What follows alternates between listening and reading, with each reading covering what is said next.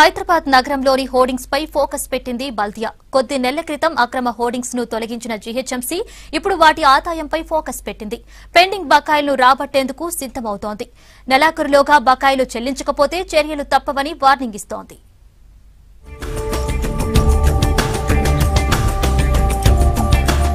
సిటీలోని ప్రజలకు సేవ చేసేందుకు గ్రేటర్ హైదరాబాద్ మున్సిపల్ కార్పొరేషన్ వివిధ ట్యాక్సులతో ఆదాయం రాబడుతోంది. ఇందులో ఆస్తి పన్ను, పర్మిషన్ ట్యాక్స్, ప్రకటనలతో వచ్చే ఆదాయం ముఖ్యమైనవి. అయితే కొన్ని సంస్థల నుంచి ఏళ్ల తరబడి బకాయిలు పెరిగిపోతున్నాయి. దీంతో బల్దియా వీటిపై స్పెషల్ ఫోకస్ పెట్టింది. ఇటీవల సెల్ టవర్ల నుంచి వచ్చే ఆదాయంపై జీహెచ్ఎంసీ కమిషనర్ దానకిషోర్ లెక్కలు తీశారు. ఇప్పుడు ప్రకటనల ద్వారా వచ్చే ఆదాయం పైన ఫోకస్ పెట్టారు. ఏళ్ల తరబడి పెండింగ్ లో ఉన్న అడ్వర్టైజ్మెంట్ ట్యాక్స్ లను వెంటనే వసూలు చేయాలని అధికారులను ఆదేశించారు.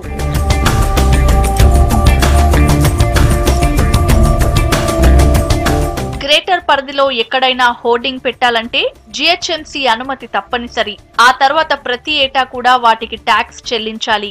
ప్రస్తుతం గ్రేటర్ పరిధిలో అనుమతి పొందిన హోర్డింగ్లు 2600 వరకు ఉన్నాయి. కొన్ని నెలల క్రితం అనుమతి లేని 220 అక్రమ హోర్డింగ్లను తొలగించారు అధికారులు.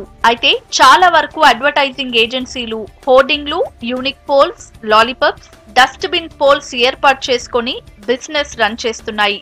కానీ బల్దియాకు మాత్రం యాడ్ ఏజెన్సీలు పన్ను చెల్లించడం లేదు. దీంతో ప్రతి ఏటా కోట్ల రూపాయల బకాయిలు పెరిగిపోతున్నాయి.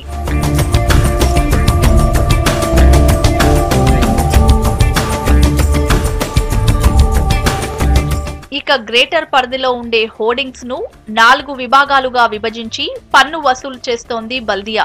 ప్రధాన రోడ్డు మార్గంలో ఉండే వాటిని స్పెషల్ కేటగిరీగా నిర్ణయించారు. ఇక్కడ ఏర్పాటు చేసే హోర్డింగ్స్ కు ప్రతి చదరపు మీటర్ కు 1500 రూపాయలు, యూనిపోల్స్ చదరపు మీటర్ కు 2000 ఛార్జ్ చేస్తోంది జీహెచ్ఎంసీ. ఇలా ఏ, బి, సి కేటగిరీల్లో బల్దియా ట్యాక్స్లు వసూలు చేస్తోంది. దాదాపు 45 కోట్ల వరకు ఆదాయం వస్తోంది. అయితే గతంలో వేసిన లెక్కల ప్రకారం 100 కోట్ల వరకు హోర్డింగ్స్ ద్వారా బల్దియాకు ఆదాయం రావాలి.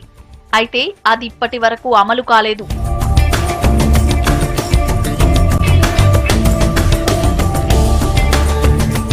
సిటీలో ఉన్న హోర్డింగ్స్ ద్వారా బల్దియాకు రావాల్సిన ఆదాయం ఇప్పటి వరకు 20 కోట్లు కూడా దాటలేదంటున్నారు జీహెచ్ఎంసీ అధికారులు. ఆర్థిక సంవత్సరం ముగుస్తుండటంతో వెంటనే బకాయి వసూలు చేయాలని అధికారులకు ఆదేశాలిచ్చారు. బకాయిదారులకు రిమైండ్ నోటీసులిచ్చి ఈ నెలాఖరులోగా ఖజానాకు డబ్బులు జమ అయ్యేలా చూడాలన్నారు.